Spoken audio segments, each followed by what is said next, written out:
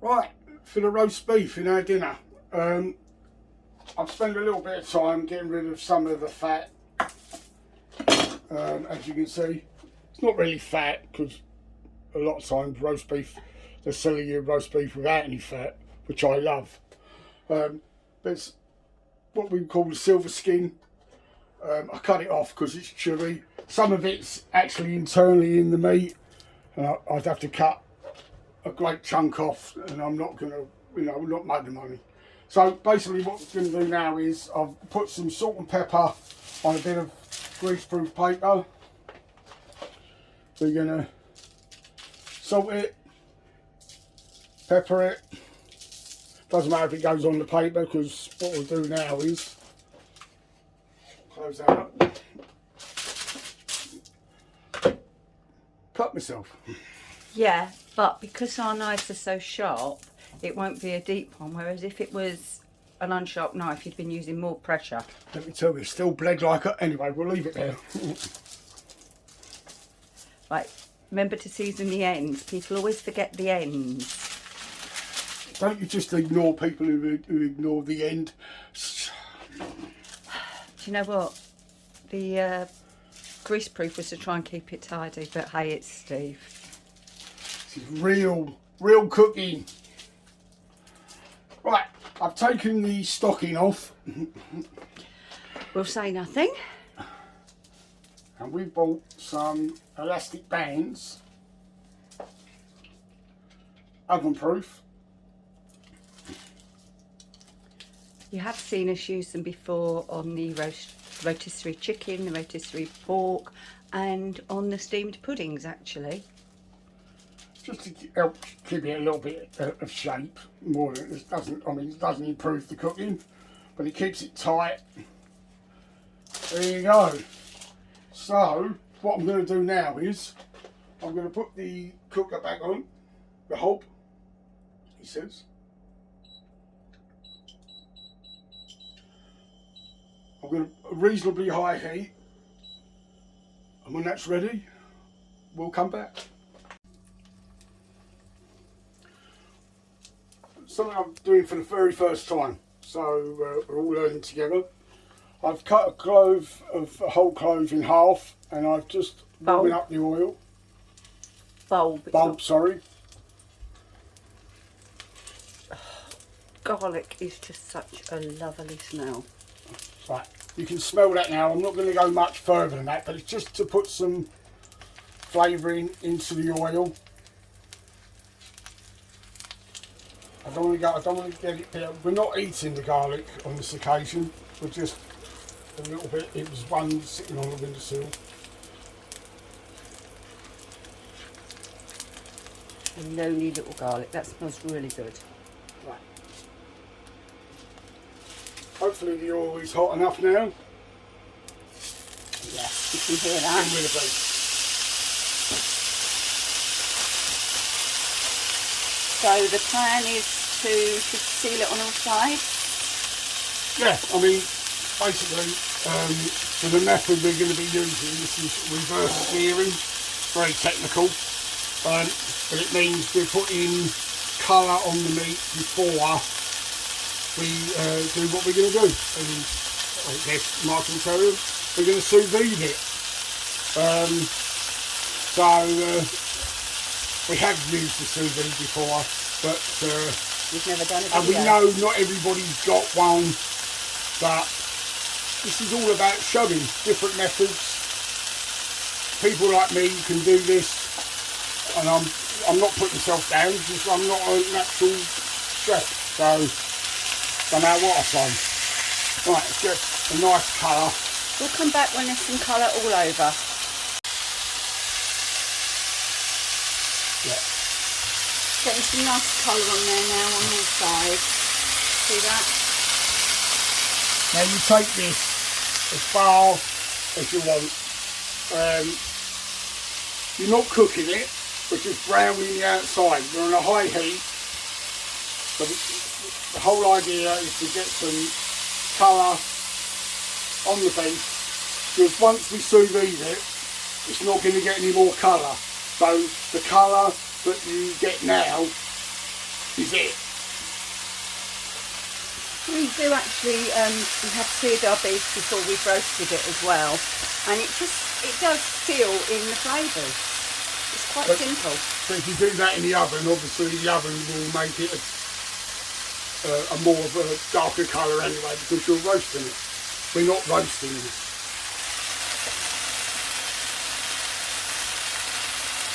You see Steve's holding down a bit here that's actually obviously sticking up a little, just so that we do get that even colour. No, I'm not taking it. All right.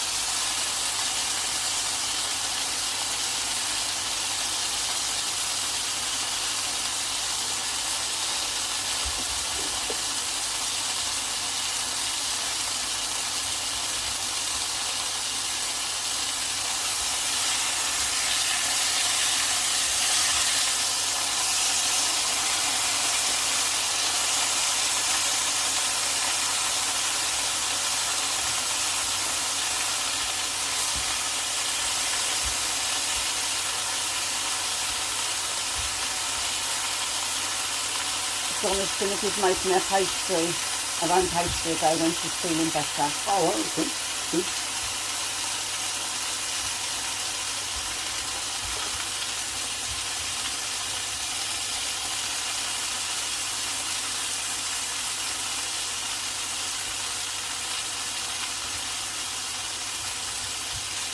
Should you put that on a plate, darling?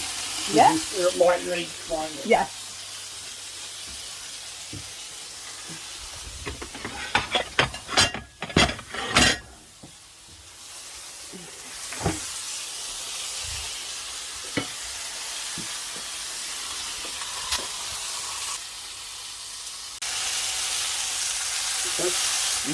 Right.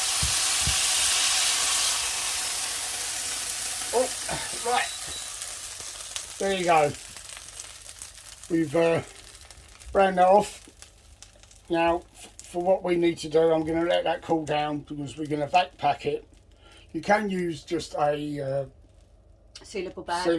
resealable bag, but we're going to vac it because we can. So we'll let this cool down. Don't want to put it in the bag because it'll steam then, because obviously it'll be sealed. So I'm going to let it cool down, and hopefully I'll be back, and so will you. Okay. Right, we've let the meat. It's not gone totally cold. What we're going to do now is vac pack the meat. As you can see, it's in there. We've got our food saver vac pack, so hopefully this works. What are those blue things in it?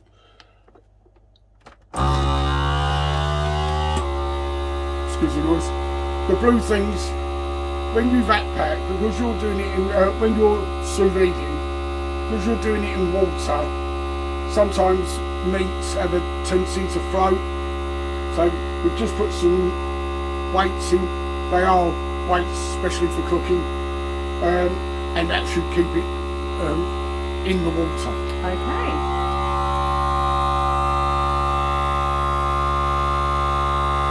Double sealed the bottom purely because we are sous viding it, haven't we? Yeah. Right, we'll be back when this is done. Right, this is our sous vide machine. It's called a Dual. If you like to look at the app that you get with it, I've set the temperatures to 61 because that's the temperature of the meat, the finished meat that we want. You basically put in the temperature. Now this will heat the water up to 61, then tell us to put the meat in, and then it will tell us how long it's likely to cook, and then it will also tell us when to put the meat into the water. We put a lid on and we bugger off for two hours or so. Good thing about cooking it this way is that you can never overcook, because you can get to your temperature that you want and the time that it says you need, and you can go out for 2 hours and it won't go above that temperature, so it'll always stay So it holds that temp where you want to be. Okay, so this is going up. We're looking for 61. Once it gets to 61, it'll tell us to put the meat in, and we'll be back. Right then, the meat is in and cooking, although it's hard to believe it's cooking just in that, isn't it? But there's the jewel in action. I'm just going to lift the lid a little bit and you can see. So hopefully in a couple of hours time we're going to have a delicious roast beef meal. Okay. 4 hours later, hopefully got to 61 degrees. Try not to make a mess.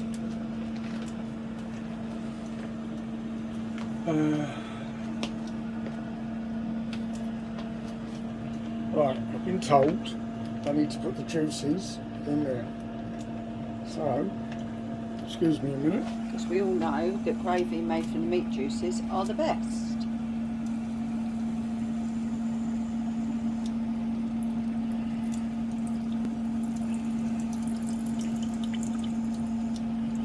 And that's all come.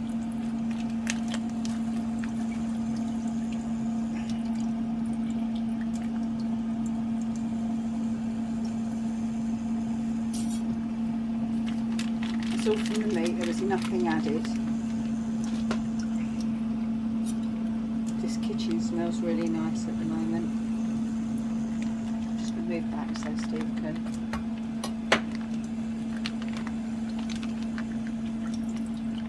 That's fine. That's plenty. Okay. Yeah, I'll just pop that on. Right, and then let's try and have a look. This is opened.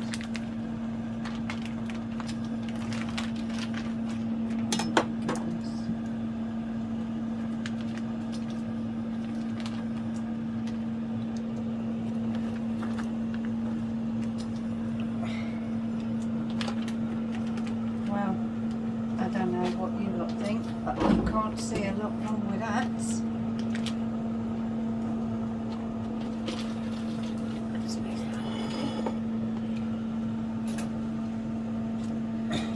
Right, what Steve's just taking out now is the meter.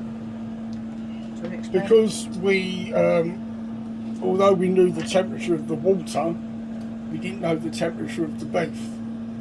So I put the meter in just to try and gauge where we was with the amount of cooking that we needed to do.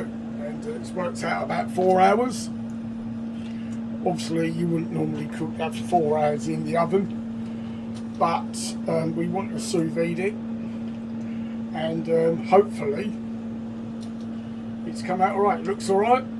So I think there's been considerably less shrinkage than had we cooked it conventionally.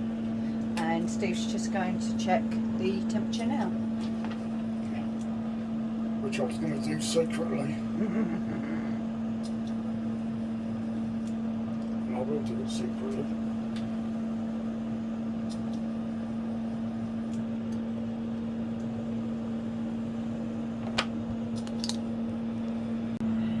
Right, well Steve hasn't carved it all, but what he's carved there looks absolutely beautiful. We went for a medium, and that is definitely medium. We've both snaffled a little bit and it tastes absolutely beautiful. The rest of the meat is there, and we'll wait till that cools and we'll carve that. Whether we decide to pack it up for freezing or make more meals with it over the week is yet to be decided. But I just wanted to show you the gravy. This is the gravy made from those lovely meat juices, and all I've done is put a little bit of gravy browning and some thickener in there, and I mean, look at that, absolutely beautiful. So we would like to say thank you for watching this episode of In the Kitchen with Pen and Steve and their sous vide. We hope you've enjoyed it. If you have, give us a thumbs up. If you like what we're doing, don't forget to subscribe. If you wish to be notified each time we put on a new video, then ding that bell. Any comments, write them down below. One or the other of us basically me, will be quite happy to reply, and we'll see you all again very soon in the kitchen with Pen and Steve. Bye bye. Look at that, practically 61. Now on the meter, it did say it was at 60 degrees, and we wasn't prepared to wait another 20 minutes, to be honest. So, but we're all learning. We are all learning. It's the first time I remember doing a beef like this. Pen says we have, but I'm not going to put any more rolls in it. Obviously we're going to let it rest now, so that temperature will go up anyway. So I think we can safely say, for the temperature we asked for it, it's a success. 4 hours cooking, but you can leave it in the container, walk away and leave it. You ain't got to worry about it like you would in the oven. So all in all, as it stands at the moment, it's a success. Let's wait until we carve it a bit later.